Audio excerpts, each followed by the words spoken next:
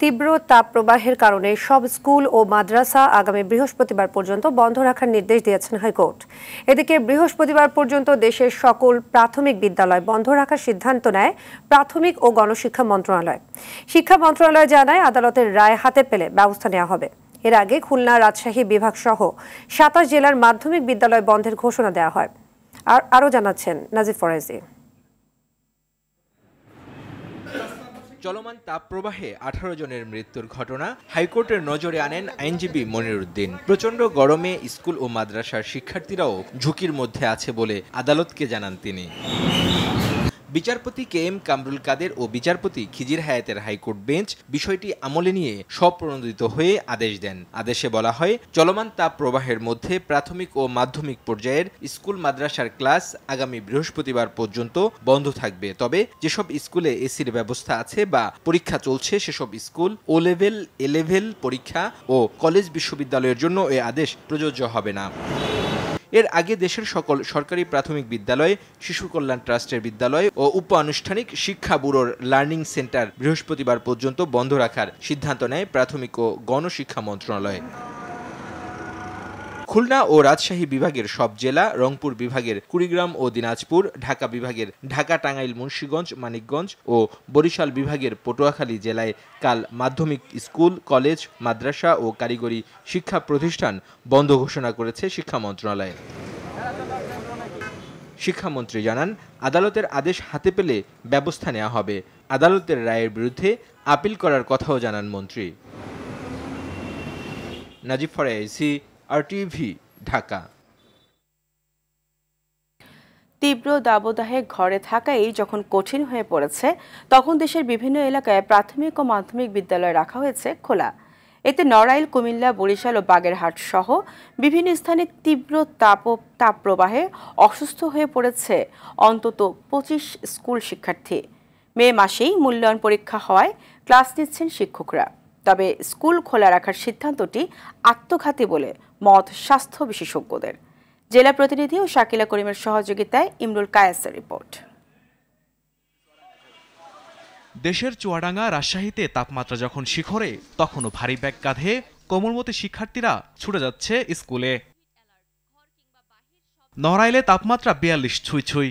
পাঠদান চলছিল লহগড়া ইতনা school and কলেজে। হঠাৎ তীব্র গরমে অসুস্থ হয়ে পড়ে 15 জন শিক্ষার্থী, যার 6 জনই জ্ঞান হারান। শিক্ষক ও শিক্ষার্থীরা জানায়, তীব্র গরমের কারণে সকাল 10টা থেকেই অনেক শিক্ষার্থী অসুস্থ হয়ে পড়ে।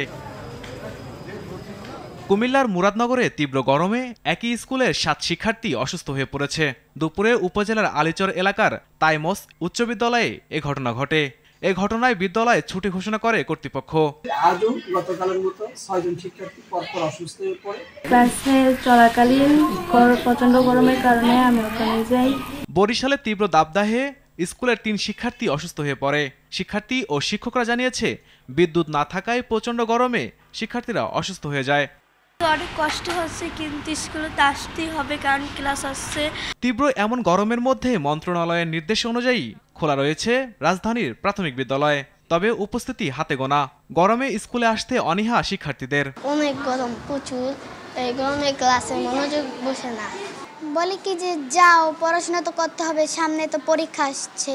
আম্মু বলছে যা স্কুলে যেতে তো হবে, নাহলে পরীক্ষার সময় পরীক্ষা তো আর কদিন পরে আসবে। গরমের ভিতরে আমাদের কষ্ট হলেও সিলেবাসটা কমপ্লিট করতে হবে। শিক্ষকরা বলছেন, মে মাসের মাঝামাঝি শিক্ষাবর্ষের প্রথম মূল্যায়ন পরীক্ষা, তাই কষ্ট হলেও বিদ্যালয়ে পাঠদান করছেন তারা। ক্লাসে 25 জন শিক্ষার্থী, তার মধ্যে হচ্ছে আজকে 8 জন উপস্থিত। 2 সেকশন একসাথে করেছি, স্টুডেন্ট সংখ্যা অনেক কম। হ্যাঁ, অনেক শিক্ষার্থী আমাদের হয়ে গেছে, অসুস্থ হয়ে পড়ছে। তাপদাহের মধ্যে স্কুল খোলা থাকায় শিশুর স্বাস্থ্য ঝুঁকির পাশাপাশি মানসিক স্বাস্থ্য ক্ষতিগ্রস্ত হচ্ছে। ফলে এই সিদ্ধান্ত অনেকটা আত্মঘাতী বলে মত স্বাস্থ্য বিশেষজ্ঞদের। একদিনের জন্য গতকালকে খুললো, কেন যে খুললো আল্লাহ জানে। যে স্কুলের সামনে দিয়ে ফুচকা ইত্যাদি, তারপরে শরবত, গরমের হিটের জন্য যা সমস্যা হবে তার থেকে আরও 1 ডিগ্রি সমস্যা হবে, পেটের পীড়া হবে। ঢাকাতে যখন নাকি এই বাচ্চাগুলোর স্কুলের সময় হয়, তখন যখন বাচ্চারা স্কুলে যেতে হয়, রাস্তায় যানজটের শেষ নাই। বাচ্চাগুলো তো অর্ধেক কাহিল ওইখানেই হয়। খুব বেশি তাপ লাগলে মানে ছোট বাচ্চাদের শরীরে ফুসকা পড়তে পারে। ফুসকাগুলো বেশ কষ্টদায়ক। এদিকে বাগেরহাট, দিনাজপুর, মেহেরপুরে স্কুল শিক্ষার্থীদের অসুস্থ হওয়ার ঘটনা ঘটে। ইমরুল কায়েস, RTV। এই মুহূর্তে কুমিল্লা থেকে সরাসরি যোগ দিচ্ছেন সহকর্মী আবুল খায়ের। খায়ের, অসুস্থ শিক্ষার্থীদের অবস্থা কেমন দেখছেন এবং এ প্রসঙ্গে কি বলছে শিক্ষক, অভিভাবক সহ স্থানীয় প্রশাসন, জানাবেন। আপনি জানেন যে এই মুহূর্তে সারা দেশে তীব্র তাপদাহ চলছে। এরই মাঝে কিন্তু কুমিল্লার প্রত্যন্ত অঞ্চলে অনেক লোডশেডিং হচ্ছে, গ্রামগঞ্জে কিন্তু নিয়মিত বিদ্যুৎ থাকছে। তার মধ্যে শিক্ষা প্রতিষ্ঠানগুলো বন্ধ থাকার পর গতকাল শিক্ষা প্রতিষ্ঠানগুলো খুলে দেওয়া হয়েছে। খুলে দেওয়ার পর কুমিল্লার জেলা প্রশাসক কিন্তু একটি নির্দেশনা দিয়েছেন যে প্রতিটি শিক্ষা প্রতিষ্ঠানে পানি ঘন্টা চালু করতে হবে, অর্থাৎ প্রতিটি শিক্ষা প্রতিষ্ঠানে প্রতি ঘন্টায় ঘন্টায় শিক্ষার্থীদেরকে কিন্তু পানি পান করাতে হবে, এর মধ্যে যেন শিক্ষার্থীরা কোনোভাবে অসুস্থ হয়ে না যায়। আজকে আমরা কুমিল্লার একটি প্রত্যন্ত অঞ্চলের স্কুল, যেটি আলিরচর তামসু উচ্চ বিদ্যালয়, সেই উচ্চ বিদ্যালয়ে আজকে 7 শিক্ষার্থী অসুস্থ হয়ে পড়েছে। আমরা কথা বলেছি ওই বিদ্যালয়ের শিক্ষার্থী, অভিভাবক এবং শিক্ষকদের সাথে কথা বলেছি। ওখানের যে মাধ্যমিক শিক্ষা কর্মকর্তা, তারা আমাদেরকে যেটা জানিয়েছেন যে দিনব্যাপী 1 ঘন্টা থেকে 2 ঘন্টা বিদ্যুৎ থাকে, অর্থাৎ তীব্র লোডশেডিং, তার মধ্যে তাপদাহ, এর মধ্যেই কিন্তু গরমের কারণে শিক্ষার্থীরা অসুস্থ হয়ে পড়েছে। তো আমরা শিক্ষার্থী এবং অভিভাবকদের সাথে কথা বলে জানতে পেরেছি যে জেলা প্রশাসক যে নির্দেশনা দিয়েছে যে পানি ঘন্টা, এই পানি ঘন্টাটা কিন্তু ওই বিদ্যালয়ে যথাযথভাবে কার্যকর করা হয়নি, শিক্ষার্থীদেরকে যথাসময়ে পানি পান করানো হয়নি এবং ওখানে ওই বিদ্যালয়ে কোনো বিদ্যুৎ ছিল না। সকাল থেকে যখন 10টার সময় স্কুল ঘন্টা শুরু হয় তারপর থেকেই কিন্তু লোডশেডিং, ওই বিদ্যালয়ে বিদ্যুৎ ছিল না, কোনো ফ্যান চলছিল না, যার কারণে কিন্তু একে একে 7 শিক্ষার্থী অসুস্থ হয়ে পড়ে। শিক্ষার্থীরা অসুস্থ হওয়ার পর তাদের অভিভাবকদেরকে খবর দেওয়া হয় এবং মাধ্যমিক শিক্ষা কর্মকর্তার সাথে ওই বিদ্যালয়ের প্রধান শিক্ষক যোগাযোগ করেন এবং যোগাযোগ করার পর মাধ্যমিক যিনি শিক্ষা কর্মকর্তা আছেন তিনি ওই বিদ্যালয়টিকে ছুটি ঘোষণা করার জন্য তিনি নির্দেশনা দেন। পাশাপাশি বিষয়টা নিয়ে জেলা প্রশাসন এবং জেলা মাধ্যমিক শিক্ষা কর্মকর্তাও আলোচনায় বসেন এবং আলোচনা করে তারা সিদ্ধান্ত দেন যে ওই শিক্ষা প্রতিষ্ঠানটা যেন বন্ধ রাখা হয়। ওই শিক্ষার্থীদের অসুস্থতার খোঁজখবরও নিয়েছেন জেলা প্রশাসক এবং বিষয়টি তিনি। ধন্যবাদ আপনাকে। 19 জেলার উপর দিয়ে তাপ প্রবাহ বয়ে যাচ্ছে। চুয়াডাঙ্গায় মৌসুমের সর্বোচ্চ তাপমাত্রা 43, যশোরে 42.8 আর রাজশাহীতে 42.6। আবহাওয়া অফিস জানিয়েছে টানা তাপদাহে স্বস্তি মিলবে না সহসায়। এ সপ্তাহে বৃষ্টিপাতের মাধ্যমে তাপমাত্রা কিছুটা কমতে পারে, তবে কিছুদিন পর আবারও বাড়বে উষ্ণতা, থাকবে মে মাস জুড়ে। এয়ার বাদলের রিপোর্টে দেখুন বিস্তারিত। পঞ্চম দফা হিট অ্যালার্টের দ্বিতীয় দিনে তীব্র গরমে হিট চেম্বারে পরিণত হয়েছে রাজধানী। উত্তপ্ত হয়ে উঠেছে ঢাকা শহর। সিলেটের কিছু অঞ্চল ছাড়া এমন চিত্র মোটামুটি সারা দেশের। বৈশাখের তপ্ত দুপুরে যখন সূর্য মাথার উপর আগুন ছড়াচ্ছে, তখনও তীব্র রোদ উপেক্ষা করে কাজ করছেন নির্মাণ শ্রমিকরা। মোহাম্মদপুরের এই এলাকার মতো এ অবস্থা রাজধানী জুড়েই। গরমে খুব প্রচুর কষ্ট, কাজ না করলে তো ভাত জুটবে না আমাদের, ওদের খুব প্রেশার পড়তেছে। ওদের মাথা ঘুরায় আর স্যালাইন খাই, প্রচুর পানি খাই, এগুলো। এই গরমে আমাদের কাজ করতে অনেক অসুবিধা হচ্ছে, শরীরে ক্লান্তি। তাদের রেস্টের ব্যবস্থা আছে, তারপরে ঠান্ডা পানির সঙ্গে স্যালাইন 2 ঘন্টা পর পর, ওনারা যখনই পিপাসা লাগে তখনই আসে। গাবতলী এলাকায় দেখা যায় পাথর, বালু ও কয়লা শ্রমিকরা কাজ করছেন রোদে পুড়ে। তারা জানান সারাদিন এভাবে কাজ করতে গিয়ে অনেকে অসুস্থ হয়ে পড়ছেন, তবুও খাবার জোগাতে কাজ করতে হচ্ছে তাদের। গরমে অসুস্থ হয়ে না পড়লে জিরিয়ে নেওয়ারও সুযোগ নেই এসব শ্রমজীবী মানুষের। অসুস্থ হলে কি করেন যাবো, বাল বাচ্চা ফালান লাগবো না, বাল বাচ্চারা কেলা খাওয়াইবো। সন্ধ্যা পর্যন্ত কাজ করি, হাইস্টে 500 বা 600 পর্যন্ত যায় না। গরমে লেগে কাজ করতে পারি না, একবারে না। রোদের মধ্যে থাকলে আমাকে মাথা ধরে, বমি বমি বাবা হে, জন্টিসের বাবু, তারা কি আয় এই রোদে থাকলে যে কামের চাপ, সিঁড়িতে অনেক কষ্ট হয় আমাকে করতে। এদিকে অতি গরমে ক্ষতিগ্রস্ত হচ্ছে আম, লিচু সহ নানা ফসল। অব্যাহত তাপদাহে স্বস্তি নেই চুয়াডাঙ্গায়। বাতাসে আর্দ্রতার পরিমাণ বেশি থাকায় ব্যবসা গরমে বিপর্যস্ত হচ্ছে জনজীবন। গরমে অসুস্থ হয়ে হাসপাতালে বেড়েছে রোগীর সংখ্যা। মেহেরপুরে গরম ও বৃষ্টি না হওয়ায় ক্ষেতের ফসল নষ্ট হওয়া নিয়ে দুশ্চিন্তায় কৃষকরা। মাঠে কাজ করা খুব অসুবিধা হচ্ছে, কাজে কোনো কাজ করা যাচ্ছে না, দুপুরে টিকাই যাচ্ছে না, মাঠে এত রোদ্রে কাজ করতে খুব অসুবিধা হচ্ছে, মাঝে মাঝে ছায়ায় বসছি আবার কাজ করছে। চলতি সপ্তাহে বৃষ্টির পর কিছুটা কমবে তাপমাত্রা। বিদ্যমান তাপপ্রবাহ 1 মে 2024 সাল পর্যন্ত অব্যাহত থাকবে। 2 তারিখের পর বৃষ্টিপাত বৃদ্ধি পাবে এবং এই বৃষ্টিপাতটা 4 থেকে 5 দিন বিচ্ছিন্নভাবে অব্যাহত থাকতে পারে। আর বাদল, RTV, ঢাকা। প্রচণ্ড গরমের মধ্যে রাজধানীর বিভিন্ন এলাকায় দেখা দিয়েছে পানি সংকট। মোহাম্মদপুর, ভাসানটেক, মাটিকাটা সহ রাজধানীর বেশ কয়েকটি এলাকায় পাইপলাইনে পানি পাওয়া যাচ্ছে না। পানির অভাবে রাস্তায় নেমে মিছিলও করছেন নগরবাসী। ওয়াসার কর্তা ব্যক্তিরা বলছেন, তীব্র গরমে পানির চাহিদা বেড়ে যাওয়ায় কিছুটা সংকট দেখা দিয়েছে। দীপ্তচন্দ্র পালের রিপোর্ট। ফাতেমা লাবণ্য রাজধানীর মোহাম্মদপুরে 2 ছেলে নিয়ে বাস করেন। গেল 1 সপ্তাহ ধরে ওয়াসার লাইনে পানি না আসায় দুর্ভোগে পড়েছেন তিনি। নিত্যপণ্যের ঊর্ধ্বগতির বাজারে এখন পানিও কিনে খেতে হচ্ছে তাকে। এতে একদিকে বেড়েছে সংসারের খরচ, অন্যদিকে চাহিদা মতো পানিও ব্যবহার করা যাচ্ছে না। স্কুলে রেখে আসছে, এদের যে কাপড় চোপড় ধুতে হবে বা এদের একটা গোসল আছে, এগুলো সম্পূর্ণ করা যাচ্ছে না। পানিটাও কিনে খাচ্ছি আমরা, পানির বিলটাও সরকারিভাবে দিচ্ছি, তারপরেও আমাদের জন্য অনেক কষ্ট হয়ে যাচ্ছে, আমাদের চলাটা ব্যয়বহুল হয়ে যাচ্ছে। পারভিনের মতো একই অবস্থা এলাকার অন্য সবারও। গোসল তো মানে সপ্তাহে একদিন, কষ্ট হলে কি করবো, পানি আনতে না, সরকারের পানি দেয় নাম করে। পানি নেই আপনি 2 সপ্তাহ তো বেশি হবে। আপনার ওজার মাঠ থেকে শুরু হয়েছে আপনার ডিস্টার্ব, কিন্তু ওজার মধ্যে যে চলছে, কিন্তু ওজার পর থেকে এই পানি যদি একবেলা পাওয়া যায় আর একবেলা কিছু পাওয়া যায় না। এভাবে আস্তে আস্তে এই গত সপ্তাহের থেকে আরো ভয়াবহ উদাহরণ করছে। আপনি কালকে থেকে আমার বাচ্চারা স্কুল কলেজ যাচ্ছে, মেয়েটা ইন্টার মডেল টেস্ট দিচ্ছে, কালকেও গোসল করে না, আজকেও গোসল করে না। কষ্ট হয় তো অবশ্যই, কষ্ট হয়, গোসল করতে পারি না, পাক শাক করতে পারি না, ওই মানুষের বাসাতে গিয়ে একটু আনলে পাক শাক করতে পারি না, এলে নাই। গোসল করলে পানি খাইতে হয়, খাইতে হয়, পানি কিনে নিয়ে আসতেছে সবাই তার কিনে আনতে পারে না। ওয়াসা জোন 3-এর নির্বাহী প্রকৌশলী জয়ন্ত সাহাকে ফোন করলে তিনি জানান, এ সংকট ক্ষণস্থায়ী, দ্রুতই সমাধান হবে। তো মোহাম্মদপুর এটা ঠিক হয়ে যাবে, আজকে রাতের থেকে আশা করি লাইনে পানি যাবে। হ্যাঁ, মানে আমাদের কূপটা নষ্ট হওয়ার কারণে বালি পাথর আসতেছিল, ঠিক আছে, তো বালি পাথরটা মোটামুটি আমরা ব্লক করা হয়েছে, আশা করা যায় আজকে রাত থেকে আমরা লাইনে পানি দিতে পারবো আর কি। এদিকে বাসাবো ও সবুজবাগের ওয়াসার লাইনে পানি আসলেও দুর্গন্ধের কারণে তাপ ব্যবহার করা যাচ্ছে না। প্রচন্ড খরতাপ মাথায় নিয়েই ঘন্টার পর ঘন্টা লাইনে দাঁড়িয়ে পানযোগ্য পানি সংগ্রহ করতে হচ্ছে এলাকাবাসীকে। 1 মাস লাইন আমরা পানি খাইতেই পারি না, এত গন্ধ আর এত নোংরা পানি, খাবার মতন না। পোলা পানি স্বামীকে অফিস আছে, আমরা লাইনে দাঁড়িয়ে ঘন্টার ঘন্টা দাঁড়িয়ে থাকি, পাইলে পেলাম না পেলেন না, পানি কত কিনা খাওয়া যায়। পানি পরিষ্কারই, কিন্তু খাওয়ার মতো না, পানিটা গ্যাস গন্ধ। শুধু কয়েকটি এলাকায় নয়, ঢাকা ওয়াসার 10টি আঞ্চলিক কার্যালয়ের প্রায় সবকটিতেই কম বেশি পানির সমস্যা রয়েছে। তীব্র গরমে নগরবাসীর পানির চাহিদা পূরণে ওয়াসাকে আরো আন্তরিক হওয়ার দাবি নগরবাসীর। দীপ্তচন্দ্র পাল, RTV, ঢাকা। 6 দিনের সরকারি সফর শেষে থাইল্যান্ড থেকে দেশে ফিরলেন প্রধানমন্ত্রী শেখ হাসিনা। বেলা 11:30টায় বিমান বাংলাদেশের একটি ফ্লাইটে হযরত শাহজালাল আন্তর্জাতিক বিমানবন্দরে নামেন তিনি।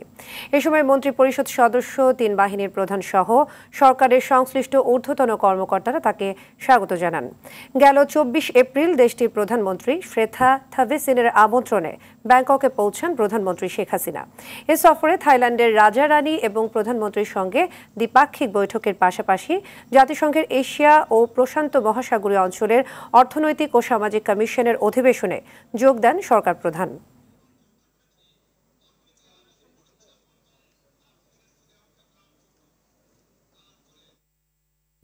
সব ধরনের ওষুধের মূল্য বৃদ্ধি রোধে কার্যকর ব্যবস্থা নেওয়ার নির্দেশ দিয়েছেন হাইকোর্ট। একই সঙ্গে ঔষধ প্রশাসনের অধিদপ্তরের মহাপরিচালক সহ সংশ্লিষ্টদের এই আদেশ বাস্তবায়ন করতে বলা হয়েছে। দুপুরে বিচারপতি মোস্তফা জামান ইসলাম এবং বিচারপতি মোহাম্মদ আতাবুল্লার হাইকোর্ট বেঞ্চ এই আদেশ দেন। আরও জানাচ্ছেন বিপুল দেব রায়। লাগামহীনভাবে বাড়ছে ওষুধের দাম। গত 2 মাসে অন্তত 50 ধরনের ওষুধের দাম 20 থেকে সর্বোচ্চ 140% পর্যন্ত বাড়ানো হয়েছে। চলতি মার্চের প্রথম সপ্তাহেও দাম বাড়ানো হয়েছে বেশ কয়েকটি ওষুধের। বিষয়টি গণমাধ্যমে উঠে আসলে ওষুধ প্রশাসনের নিষ্ক্রিয়তা চ্যালেঞ্জ করে উচ্চ আদালতে রিট করে কনজিউমার্স অ্যাসোসিয়েশন অব বাংলাদেশ, কেপ। এ নিয়ে দুপুরে শুনানি শেষে ওষুধের লাগাম ছাড়া মূল্য নির্ধারণ বন্ধের নির্দেশ দিয়েছেন হাইকোর্ট। একই সঙ্গে ওষুধ কোম্পানিগুলোর বিরুদ্ধে ব্যবস্থা নিয়ে হাইকোর্টকেও 30 দিনের মধ্যে জানাতে বলা হয়েছে স্বাস্থ্য অধিদপ্তরের মহাপরিচালককে। বিচারপতি মোস্তফা জামান ইসলামের নেতৃত্বাধীন হাইকোর্টের দ্বৈত বেঞ্চ এই আদেশ দেন। রিটকারী আইনজীবী ব্যারিস্টার জ্যোতির্ময় বড়ুয়া বলেন, আদালত ওষুধ কোম্পানিগুলোকে অনুমোদনবিহীন কাঁচামাল আমদানি বন্ধেরও নির্দেশ দেন। সকল প্রকার ফার্মাসিউটিক্যাল কোম্পানিগুলোকে বলা হয়েছে যাতে বিদেশ থেকে ওষুধের কাঁচামাল আমদানি অনুমোদনবিহীনভাবে যেন তারা কাঁচামাল আমদানি না করতে পারে এবং বৈদেশিক যে ওষুধগুলো আছে সেই বৈদেশিক ওষুধগুলো অনুমোদনবিহীনভাবে যেন বিক্রি করতে না পারে। অনুমোদন ছাড়া বিদেশি ঔষধ বিক্রি বন্ধের নির্দেশ দিয়েছেন জানিয়ে জ্যোতির্ময় বড়ুয়া আরও বলেন, স্বাস্থ্য সচিব ও ওষুধ প্রশাসনের মহাপরিচালককে এই আদেশ বাস্তবায়ন করতে হবে। বিদেশি ওষুধগুলো কোনো রকমের কোনো বিএসটিআই কিংবা অন্য কোনো অর্গানাইজেশন তো বটেই, ওষুধ প্রশাসনের কোনো অনুমোদন ছাড়াই অনেকগুলো ওষুধ বিক্রি হচ্ছে। সেগুলো খুবই 2023 সনে যে ওষুধ সংক্রান্ত যে নতুন আইন হয়েছে সেই আইনের 30 ধারা অনুযায়ীও হচ্ছে সেগুলো শাস্তিযোগ্য অপরাধ। বিপুল দেবরাই, RTV, ঢাকা। তথাকথিত উন্নয়নের নামে পরিবেশের ধ্বংস করে গোটা দেশকে বিষাক্ত গ্যাস চেম্বারে পরিণত করেছে সরকার, এমন মন্তব্য করেছেন বিএনপি সিনিয়র যুগ্ম মহাসচিব রুহুল কবির রিজভী। রাজধানীর খিলগাঁও তালতলায় তীব্র দাবদাহে পথচারীদের মাঝে খাবার পানি ও স্যালাইন বিতরণকালে তিনি বলেন, সরকার গোটা দেশের মানুষকে মৃত্যুর দিকে ঠেলে দিতে চায়। আওয়ামী লীগ ও আইনশৃঙ্খলা রক্ষাকারী বাহিনী গণতন্ত্রকে টুকরো টুকরো করেছে বলেও অভিযোগ করেন তিনি।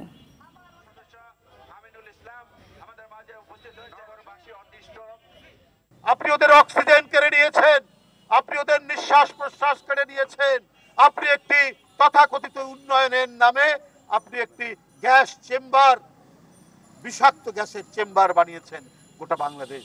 আজকে বৃক্ষ নেই, আজকে নদী ভরাট, আজকে জলাশয় ভরাট। উপজেলা নির্বাচনে সহিংসতার কোনো গোয়েন্দা তথ্য নেই জানিয়ে স্বরাষ্ট্র মন্ত্রণালয়ের সিনিয়র সচিব মুস্তাফিজুর রহমান জানিয়েছেন, তারপরেও সুষ্ঠু নির্বাচনের প্রয়োজনে আইনশৃঙ্খলা বাহিনী সতর্ক থাকবে। দুপুরে সচিবালয়ে সাংবাদিকদের সঙ্গে আলাপকালে তিনি বলেন, প্রতি কেন্দ্রে 18 জন পুলিশ ও আনসার বাহিনীর সদস্য থাকবে, এর মধ্যে অস্ত্রধারী সদস্য থাকবে 6 জন। এছাড়া গুরুত্বপূর্ণ কেন্দ্রে অস্ত্রধারী সদস্য থাকবে 8 জন।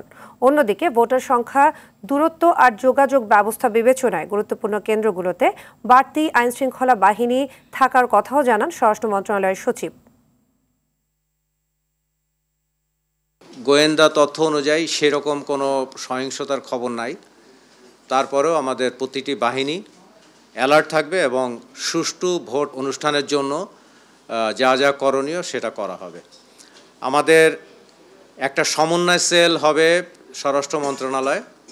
সমন্বয় সেলটা সকল বাহিনীর প্রতিনিধিদের সমন্বয় এবং গত সংসদ নির্বাচনের আদলে সকল ধরনের নির্বাচন সংক্রান্ত কমপ্লেইন আমরা 999-এর মাধ্যমে এটা গ্রহণ করা হবে এবং একটা সফটওয়্যারের মাধ্যমে এটাকে ম্যানেজ করা হবে।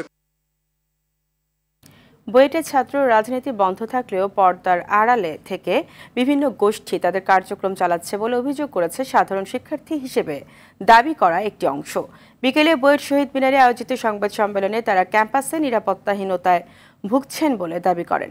প্রশাসনকে বারবার অভিযোগ দিয়েও কোনো নিস্তার মিলছে না। মৌলবাদীরা ক্যাম্পাসে সক্রিয় রয়েছে। সম্প্রতি হলে তাদের লিফলেট বিতরণের যে ভিডিও ভাইরাল হয়েছে তার সুষ্ঠু তদন্ত দাবি করেন শিক্ষার্থীরা। এদিকে বুয়েটে ছাত্র শিবির ও মৌলবাদী গোষ্ঠীর তৎপরতা নিয়ে উদ্বেগ প্রকাশ করে সেক্টর কমান্ডার্স ফোরাম। একটি সিসিটিভি ফুটেজ রিসেন্টলি ভাইরাল হয়েছে যে বুয়েট ক্যাম্পাসের মধ্যে সিভিল বিল্ডিংয়ে বিভিন্ন প্রকার হিজবুত তাহরির লিফলেট বিতরণ কার্যক্রম চালানো হচ্ছে। আজ তারা ক্যাম্পাসে অবাধে বিচরণ করছে, আজ বাদে কাল আমাদের উপর যে এই আক্রমণটা চালানো হবে না, এর নিশ্চয়তা কোথায়? আমরা নিজেদের নিরাপত্তার জন্য আসলে ক্যাম্পাসের কাছে দাবি জানাচ্ছি।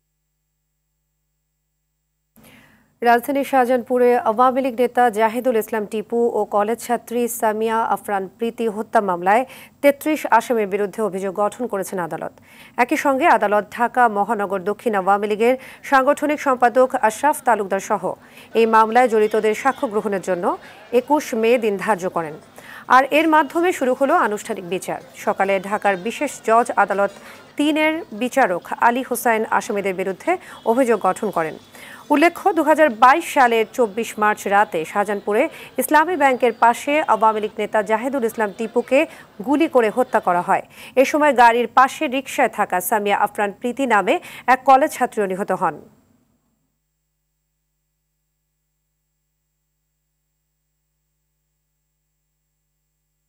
তেত্রিশ বছর পূর্ণ হলো ভয়াল সে ২৯ এপ্রিলের।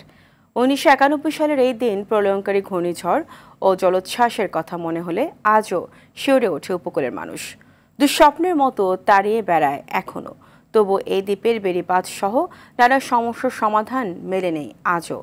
সন্দীপ সংবাদদাতা অপু ইব্রাহিমের তথ্য ছবিতে ইমরুল কায়েসের রিপোর্ট। ১৯৯১ সালের এই দিনে প্রলয়ঙ্কারী এক ঘূর্ণিঝড়ে চট্টগ্রাম বিভাগের উপকূলীয় অঞ্চলে বয়ে যায় প্রায় ২৫০ কিলোমিটার বেগে ঝোড়ো বাতাস আর ২০ ফুট উচ্চতার জলোচ্ছ্বাসে প্লাবিত হয় উপকূলীয় এলাকা। বেসরকারি হিসাবে এই ঘূর্ণিঝড়ে ১,৩৮,০০০ মানুষ প্রাণ হারান। বেশিরভাগই চট্টগ্রামের সন্দ্বীপ, মহেশখালী ও হাতিয়া দ্বীপের, যার মধ্যে শুধু সন্দ্বীপে প্রাণ হারান প্রায় ৩০,০০০ মানুষ। এই স্মৃতি আজও দুঃস্বপ্নের মতো তাড়িয়ে বেড়ায় উপকূলবাসীকে।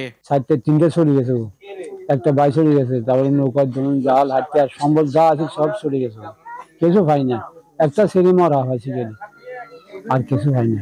সকালে রাত হয়েছে মায়ানমারে আমি তোমার করছি একটা গাছ ধরিয়েছিল, এই ছেলেটা বেড়া ছিল তাড়াতাড়ি। আমার এই ছেলেটা সকাল আমার শ্বশুর বাড়ির গোটা এই আমার বসে গোটা ছাড়া ঢুকিয়ে দিই আমার শ্বশুর বাড়ি, ওখানে লুজে আজকে লুগেছি, কালকে আমার এই ছেলেটা বসে। ৯১-এর ঘূর্ণিঝড়ের পর ৩৩ বছর পার হলেও এখনও অরক্ষিত দ্বীপের বেড়িবাঁধ। ৫৬ কিলোমিটার ব্লক বেড়িবাঁধের মধ্যে সম্পূর্ণ হয়েছে মাত্র ১০ কিলোমিটার। বাকি অংশে মাটির বেড়িবাঁধ থাকলেও বেশিরভাগ জায়গা দিয়ে জোয়ারের পানি লোকালয়ে প্রবেশ করে। উপজেলায় শতাধিক সাইক্লোন শেল্টার থাকলেও ধারণ ক্ষমতা ৩০০-র কম, অথচ মানুষের বসবাস ৭০ থেকে ৮০,০০০। ফলে জীবনের ঝুঁকিতে স্থানীয়রা। সিঙ্গেল উঠলে আঙ্গু করলে অন্য কথা না, আমরা বিল্ডিং সিঙ্গেল উঠলে ভিতরে মানে আশ্রয়কেন্দ্র যাবের ব্যবস্থা করি, আশ্রয়কেন্দ্র যাই ছেলে মেয়েদের মানুষ অনেক বেশি, কিন্তু আশ্রয়কেন্দ্রে একটা যাই কিছু করতে পারে না। গাড়িগুলো বেড়িবাঁধ গুলো মনে করেন বলক বেরিয়ে ভালো হইতে এই কথা আর কি। এদিকে সন্দ্বীপ রক্ষায় ৫৬২ কোটি টাকা ব্যয়ে আরো ১২ কিলোমিটার টেকসই বেড়িবাঁধ নির্মাণের আশ্বাস এই কর্মকর্তার। ১০ কিলোমিটার পুরা এটা যেটা বলে যে সিসি ব্লকের মাধ্যমে পানি উন্নয়ন বোর্ড কাজ করেছে এবং সেটা সম্পূর্ণ সুরক্ষিত রয়েছে। টোটাল ৫৬৪ কোটি টাকার একটা প্রকল্প তারা প্রস্তাব করেছে। এই টাকা দিয়ে একটা প্রকল্প বাস্তবায়ন করা হবে, যেটি করা হলে সম্পূর্ণ সন্দ্বীপকে আমরা সুরক্ষিতভাবে রাখতে পারবো। ইমরুল কায়েস, RTV। আগামী প্রজন্ম যেন মাথা উঁচু করে দেশের কথা বলতে পারে সেভাবে কাজ করার আহ্বান জানিয়েছেন স্বরাষ্ট্রমন্ত্রী আসাদুজ্জামান খান কামাল। বলেন, গৃহহীনদের পুনর্বাসনের জন্য কাজ করছে সরকার। দুপুরে দুস্থ স্বাস্থ্য কেন্দ্র DSK এর ৩৫ বছর পূর্তি উপলক্ষে আয়োজিত অনুষ্ঠানে এসব কথা বলেন তিনি। মন্ত্রী জানান, স্বাস্থ্যসেবা জনগণের দোরগোড়ায় পৌঁছে দিতে সরকার বদ্ধপরিকর। এসব সেবামূলক কাজে সরকারের পাশাপাশি বেসরকারি সংস্থাগুলোকে এগিয়ে আসবার আহ্বান জানান মন্ত্রী।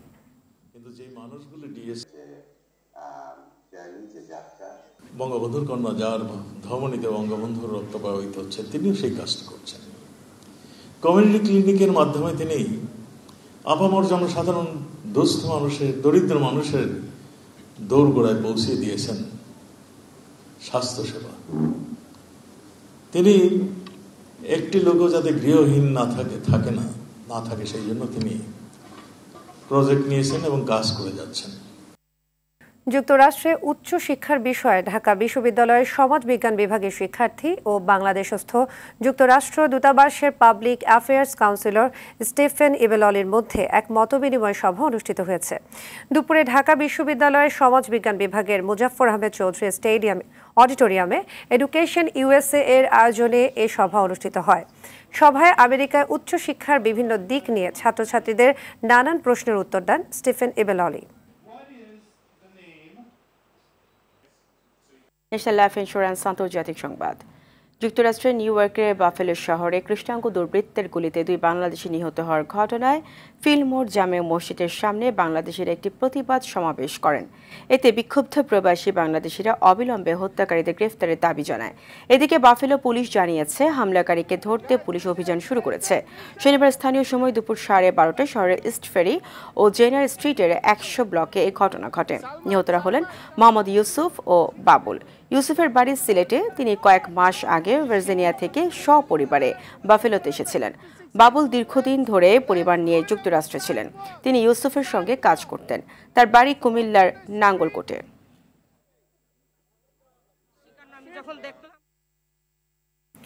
মধ্য কেনিয়ার মাহিউর শহরে ভারী বৃষ্টিপাতের বাঁধ ভেঙে অন্তত 42 জন নিহত হয়েছে। পানির তোড়ে ভেসে গিয়েছে অনেক ঘরবাড়ি ও যানবাহন, ক্ষতিগ্রস্ত হয়েছে সড়কপথ। ফলে শহরটির সাথে যান চলাচল বিচ্ছিন্ন হয়ে পড়েছে। সংবাদ মাধ্যম রয়টার্স এক প্রতিবেদনে এ তথ্য জানিয়েছে। এদিকে ভারী বর্ষণে কাদায় আটকে পড়েছে অনেকেই। তাদের উদ্ধার অভিযান অব্যাহত আছে বলে জানায় স্থানীয় পুলিশ। তবে মৃত্যুর সংখ্যা আরও বাড়তে পারে বলে আশঙ্কা করছে তারা। গাজায় গণহত্যা বন্ধের দাবিতে ছাত্র আন্দোলনে উত্তাল মার্কিন যুক্তরাষ্ট্র। বিক্ষোভ কর্মসূচি পালন করায় হাজারো শিক্ষার্থীকে আটক করেছে পুলিশ। এর মধ্যে শুধু বোস্টন ইউনিভার্সিটিতে একদিনে গ্রেফতার হয়েছে শতাধিক শিক্ষার্থী। আন্দোলন ছড়িয়ে পড়ছে নতুন নতুন ক্যাম্পাসে। একই দিন ওয়াশিংটন, ক্যালিফোর্নিয়া, মিনেসোটা সহ বিভিন্ন অঙ্গরাজ্যের বিশ্ববিদ্যালয়ে প্রতিবাদ জানিয়েছে শিক্ষার্থীরা। বিস্তারিত জানাচ্ছেন ইমরুল হাসান। ফিলিস্তিনের অবরুদ্ধ গাজায় যুদ্ধবন্ধের দাবিতে সোচ্চার হাজারো মার্কিন শিক্ষার্থী। নিউ ইয়র্কের কলম্বিয়া বিশ্ববিদ্যালয়ের অনুসরণ করে দেশটির অন্তত অর্ধশত শিক্ষা প্রতিষ্ঠানে ফিলিস্তিনপন্থী প্রতিবাদ শিবির গড়ে উঠেছে। তাদের বিক্ষোভ দমনে পুলিশকে ব্যবস্থা নিতে বলেছে বিশ্ববিদ্যালয়ের প্রশাসন। এরপর থেকে বিক্ষোভে অংশ নেওয়া এই শিক্ষার্থীরা গ্রেপ্তার হওয়া সহ বিভাগীয় শাস্তিমূলক ব্যবস্থার সম্মুখীন হচ্ছেন। তবে দমনপীড়ন সত্ত্বেও যুক্তরাষ্ট্র জুড়ে বিশ্ববিদ্যালয় ক্যাম্পাসে একই রকম ক্যাম্প গড়ে তুলেছেন শিক্ষার্থীরা। এই বিক্ষোভের রেশ এখন ছড়িয়ে পড়েছে বিশ্বের অন্যান্য দেশেও। বিভিন্ন ভিডিও ফুটেজে দেখা গেছে বিক্ষোভে অংশ নেওয়া শিক্ষার্থী ও শিক্ষকদের পাশাপাশি সাংবাদিকদেরও বিভিন্ন বিশ্ববিদ্যালয় ক্যাম্পাস থেকে সহিংস পন্থায় আটক করছে পুলিশ। এসব ঘটনায় ক্ষোভ আরও বেড়েছে, কিন্তু ক্রমেই ছড়িয়ে পড়তে থাকা বিক্ষোভ প্রশমনে খুব সামান্যই ইতিবাচক পদক্ষেপ নেওয়া হচ্ছে। সবশেষ বোস্টনের এমারসন কলেজ থেকে অন্তত 100 শিক্ষার্থীকে আটক করেছে পুলিশ। এছাড়া ওহাইও স্টেট বিশ্ববিদ্যালয় থেকে 24 জনের বেশি শিক্ষার্থীকে পুলিশি হেফাজতে নেওয়ার ঘটনা ঘটে।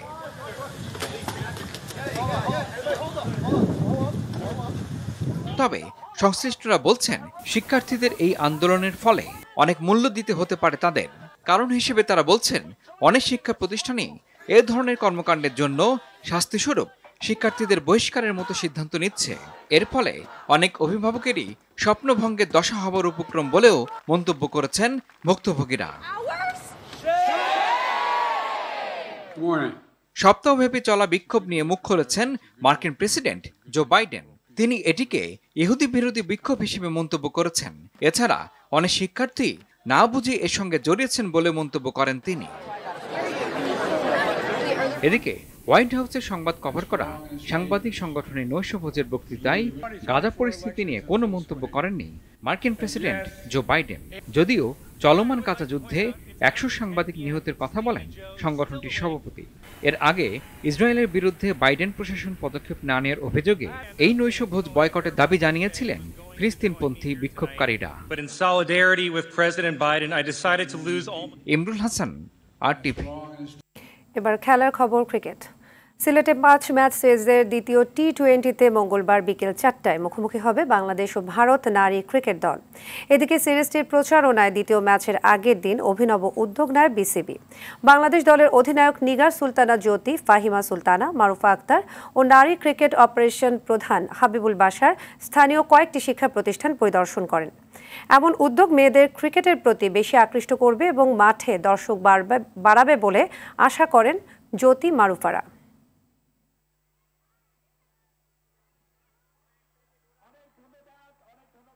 বাচ্চাদের ভিতরে এরকম উৎসাহ কিন্তু আমাদের জন্য ভালো, কারণ ক্রিকেট বোর্ড কিন্তু এটাই চায় যেন আমাদের উইমেন ক্রিকেটের জন্য প্রচার প্রসারণাটা বাড়ানো যায়। সেটা কিন্তু স্কুল থেকে শুরু হবে, কারণ যদি আমি আমার দিক থেকে চিন্তা করি, আমি কিন্তু স্কুল ক্রিকেট থেকেই কিন্তু আস্তে আস্তে স্কুল লাইফে ক্রিকেট খেলেছি, তারপর এখানে এসেছি। সো স্কুলের মেয়েরা যত বেশি ক্রিকেটের দিকে আগ্রহ হবে, নট অনলি মেয়েরা, ছেলেরাও, তাতে করে বাংলাদেশের ক্রিকেট কিন্তু সমৃদ্ধ হবে।